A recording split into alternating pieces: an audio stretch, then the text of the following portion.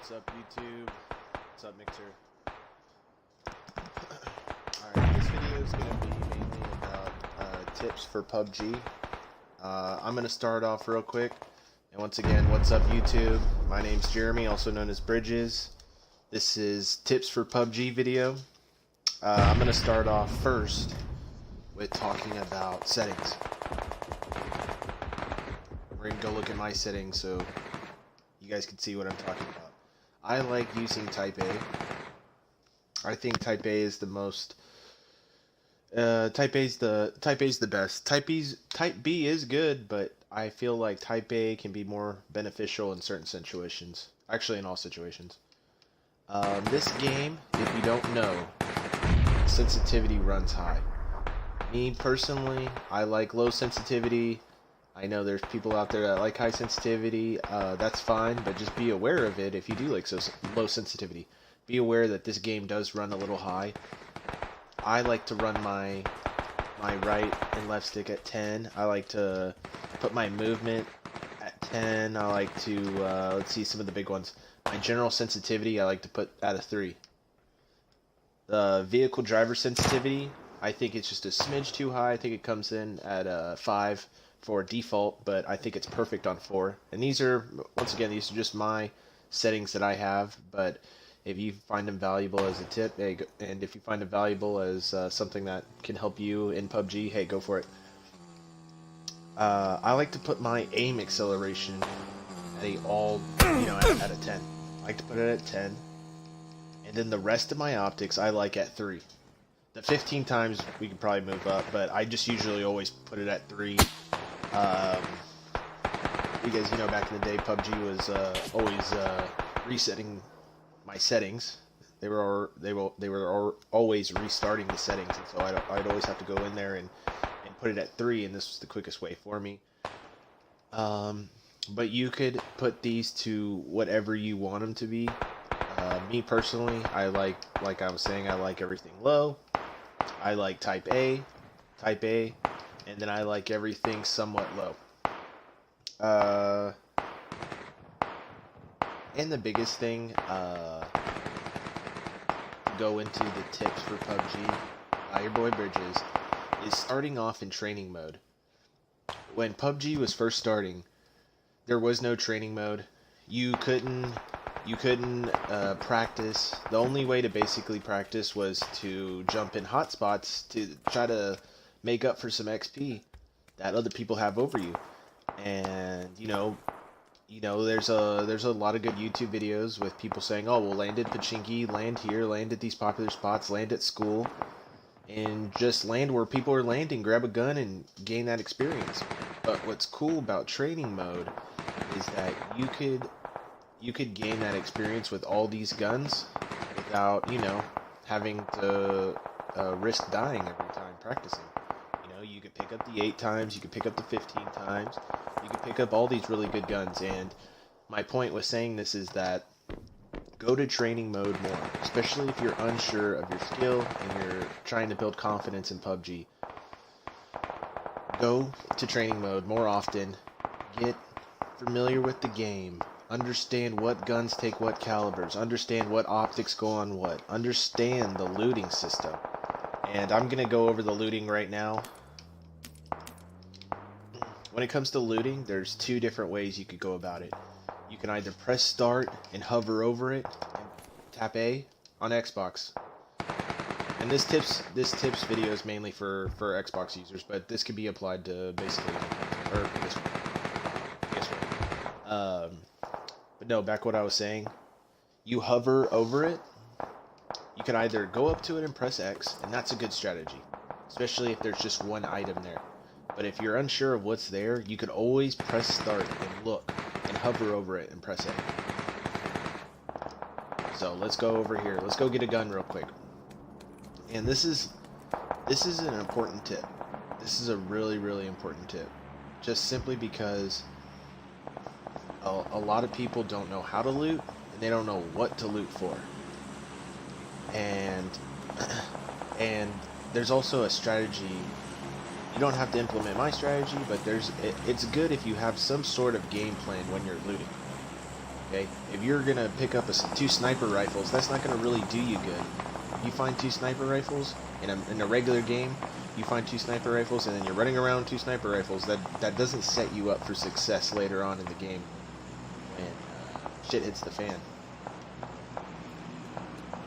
So, what do I mean by what I said earlier? People don't know what to look for. That's what I mean. You know, they're picking up two sniper rifles, or they're picking up two rifles. I see that. I play with a lot of randoms, and I'll see that they'll pick up an AK and an M16, or you know, and I don't have an issue with that if that's all that's available.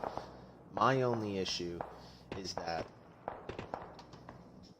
if you're picking up two rifles, and especially if you're playing duos, if you're playing solos, you can play whatever you want if you're getting chicken. But my point with all that is having two rifles just sets you up for failure. You need to have, in my opinion, you need to have a mid to long range gun, which you could find in an M16 or a sniper rifle, and then you need to have that close to mid range gun, which you find in a submachine gun.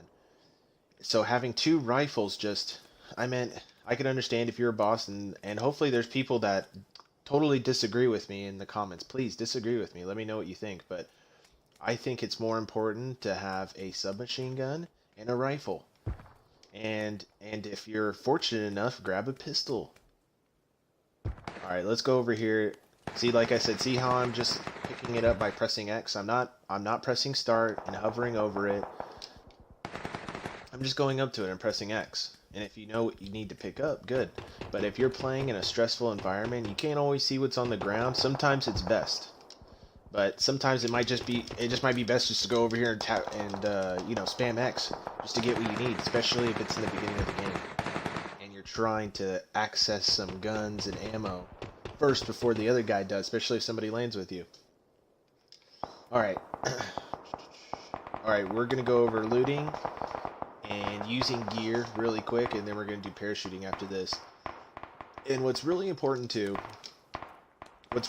remember is that you got to remember what goes with what, and then that's what's going to help your looting. If you understand what accessories can go on what, and you can read them really quick, you can identify what needs to go on what you're missing, what you could run into, and if you need it, pick it up real quick. So yeah, so let's get some guns real quick, and then we're gonna parachute, and then we're gonna go shoot these guns.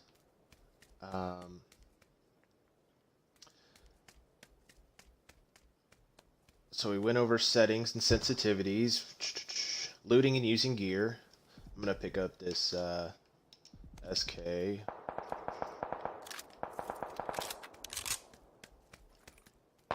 And like I said, playing in training mode is a great way just to understand what the guns take, what could be thrown on what, and all that kind of stuff. And it's a great way to just practice and build that muscle memory.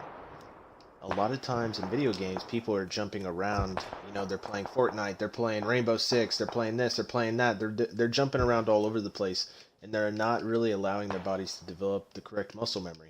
They're becoming good video game players, but they're not developing the correct muscle memory to be really, really proficient. And like Bruce Lee said, fear not the man with 10,000 kicks, fear the man who's practiced one kick 10,000 times. Practice makes perfect. But how can you translate that to video games if you're jumping around all over the place? If you're jumping around all over the place in video games, how can you be good at one in particular? You can't. The answer is you fucking can't. Alright, we're going to go practice parachuting next. I hope I went over that somewhat clear. Forgive me, I haven't been making videos, but hopefully it's going to get better. I'm trying to practice and make really good content for YouTube and everybody watching on YouTube and Mixer. So we're going to go practice parachuting really quick, and I'm going to go talk about that. Because, oh wait, real quick. We're going to go over using gear. Using your stuff. I see a lot of people, they overlook energy drinks. I think energy drinks are important. And And like I said, you can either go up to it and press X, or you can press start and see what's all available. But I'm going to go over how to use it too. Like a lot of time when I'll use my health, I'll just press it just like that. You can press down on the D-pad as well and it'll access it. You can access it like that. Whoops. But usually I'm just in the habit of hitting it like that, just really quick. You can access your health by pressing down on the D-pad as well.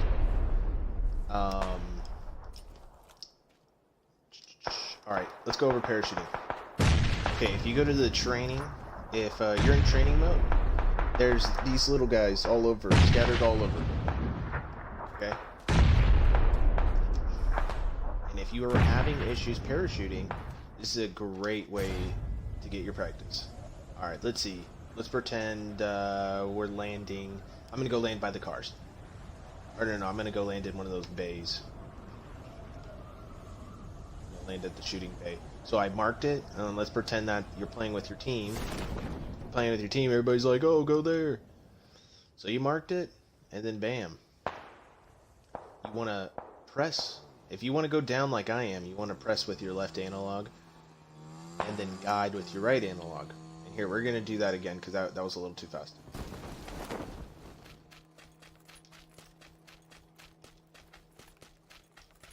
Oh man, no SKS ammo.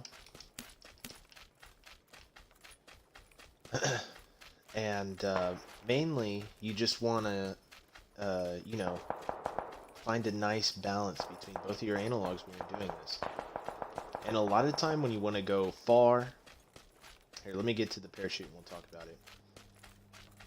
I've seen a few different strategies when it comes to this, but I think the best thing for any new player to do is to just go into training mode and practice parachuting. Practice jumping pretty far, practice jumping pretty close. Here, let's do it again. Here, let's mark where we want to go. Let's, how about we land at the other parachute place? Land at the other parachute place, and that'll be like if, oh, okay, the boys marked there, my team marked there, okay, we're going to land there. And if you look up, you'll go farther. And that's just what I've heard, and that's what I've been doing. If that's false, hey, I don't know. And if you want to nosedive, you just point the camera down, still push forward on your left analog. Okay? And then gracefully glide into it. What I like to do a lot of times is I'll do a circle, because if you most of the time if you try to land directly on it, you'll miss it. But if you try to go in a circle, you'll land where you want to go. And I thought I wanted to go to the cars. Let's see what else we're gonna. I'm going to grab one of these cars because we're going to talk about driving later. And I'm going to grab a more... no, I'll grab this car. Fuck it. I'm going to go back to... We're going to talk about shooting. We are going to talk about driving, but we're going to talk about that here in a little bit. I'm going to go to this bay real quick. Or this warehouse, because that's where all the ammo is. Oh. Somebody's taking all the ammo.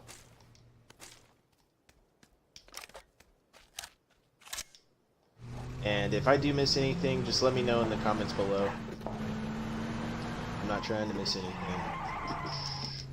Or if you're curious about something, just let me know in the comments below. Okay. Now, when it comes to shooting,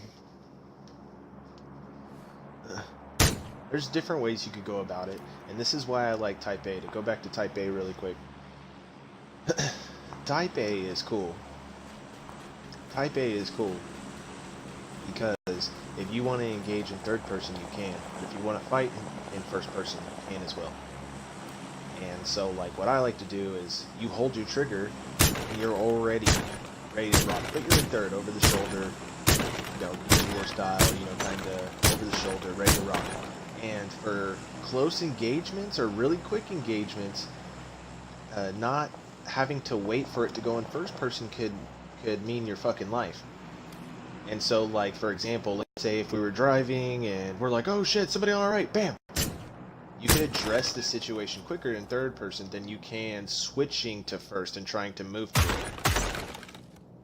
Hopefully that makes sense, because there is a little bit of a delay there, and besides, you're having to change perspectives, basically. So fighting.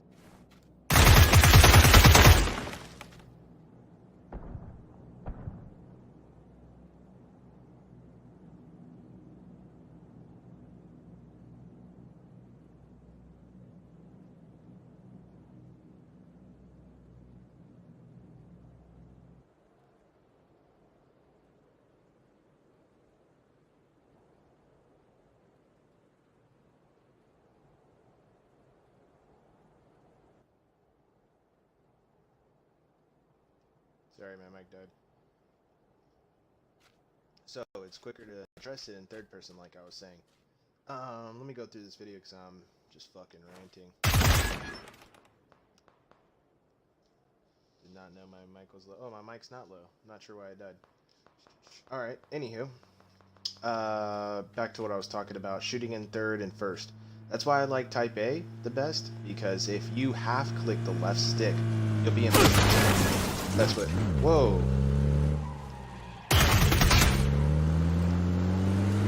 I'm gonna ignore those guys.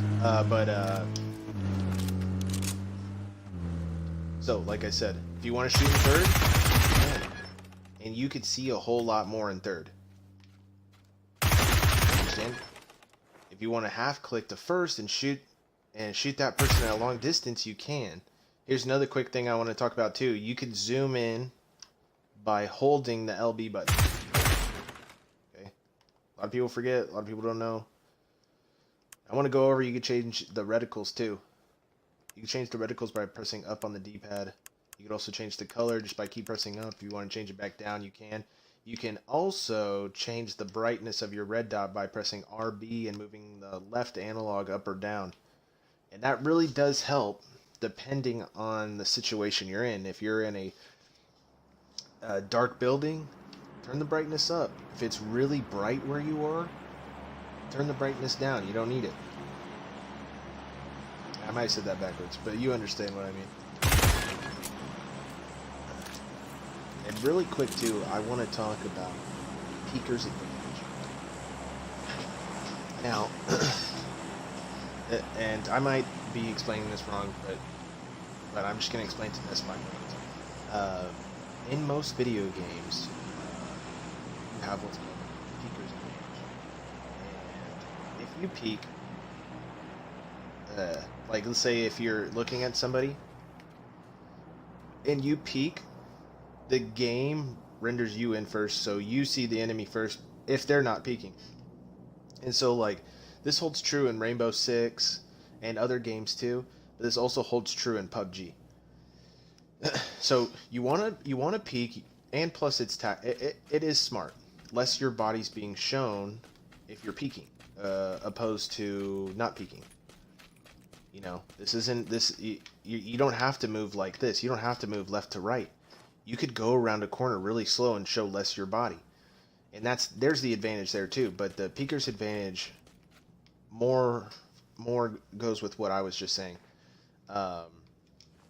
It's the tactical advantage, but it's also the peeker's advantage in the game.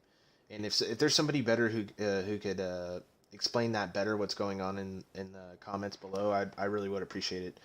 But I'm telling you, I might have not explained that the best, but I'm telling you, you want to start implementing peeking in your gameplay. Okay, you don't want to play this game like Call of Duty. You want to play this game more like Rainbow Six Siege, but with CS:GO health. You know, the body is basically a sponge. The head is one shot, basically, if they're not wearing a level 3 helmet. And you want to keep that in mind. So, let's take a couple shots. What I like to do, and what I like to do to get warmed up too, is I like to go into training mode, and I'll come here. This range is my favorite, and, you know, I'll just take a couple shots. I'll just kind of get the feel for it. Also, here's another tip. If you didn't know before, you could zoom in and zoom out on the 6 times and the 8 times and the 15 times. I think on the 15 times. I don't really shoot the 15 times, but on the 8 times and the 6 times, you could zoom in and zoom out, and that's super helpful, especially if you're trying to address multiple enemies. But yeah, like I said, this might seem boring, but this is a great warm-up. And I get chicken dinners all the time. So take it for what I'm saying. This is a great warm-up. Okay, it's a great way to get warmed up and not hurt your ego. This is like when a fighter goes out and hits the punching bag. He goes out there to practice. He's upgrading the software without hurting the hardware.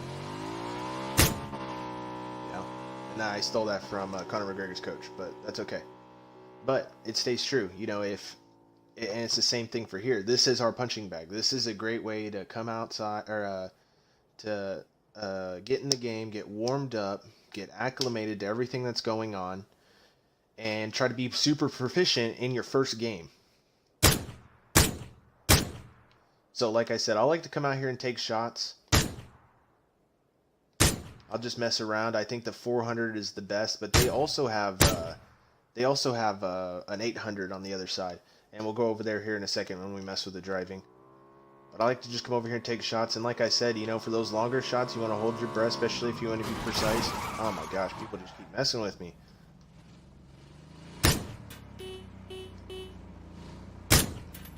Whoa, dude. Jeez Louise.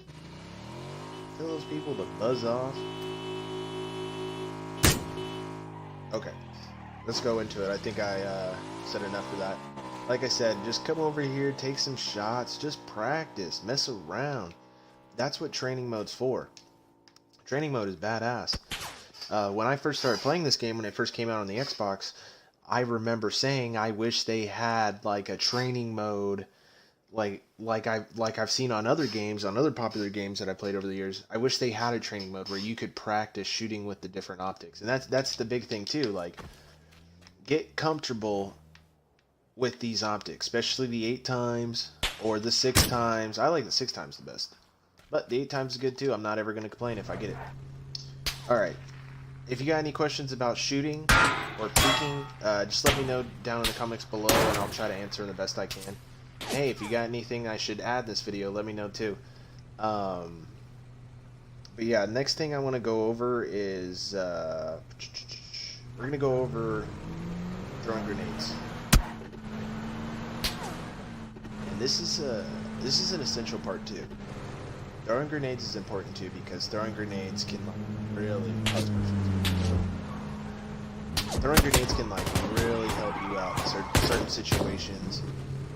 In all situations, but in particular situations, a grenade can really good. And so you press right on the D-pad, press the left trigger. Oh, whoops, press right trigger, I mean. And then you could either throw the grenade, you can throw the grenade overhand, or if you press left trigger, I'm sorry, I accidentally pulled the trigger. Okay, you press right trigger.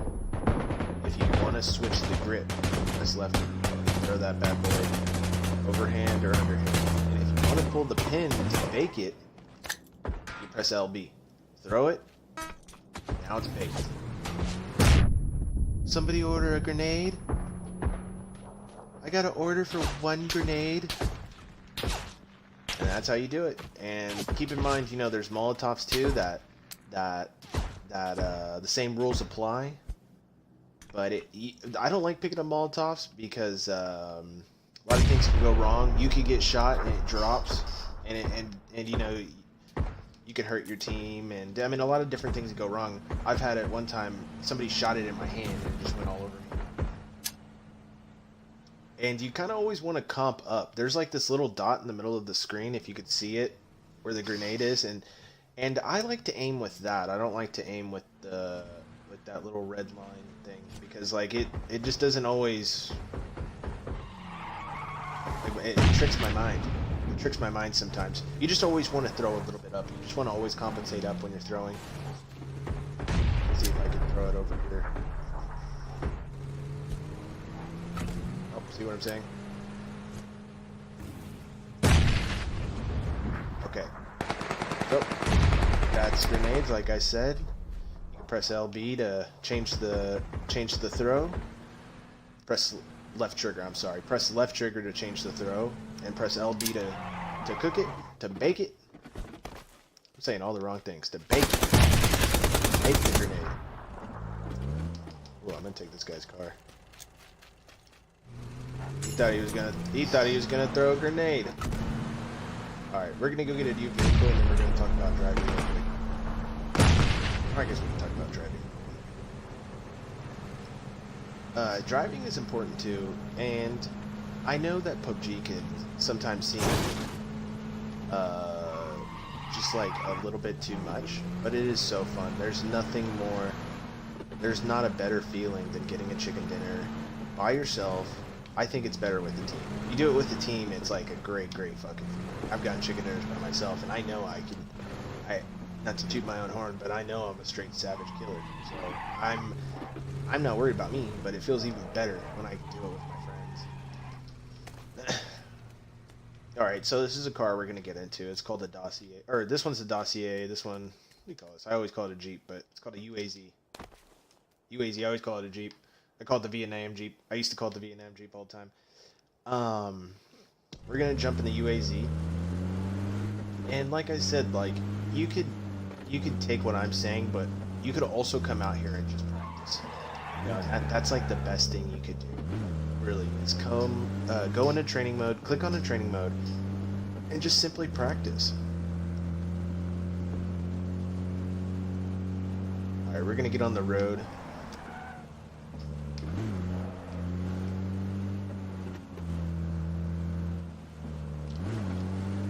And like I said, I like my sensitivity at 4, like I was saying. What's cool though, is you can put your sensitivity at whatever you feel comfortable at and most proficient at. I like mine at 4. We're gonna get on this racetrack over here. So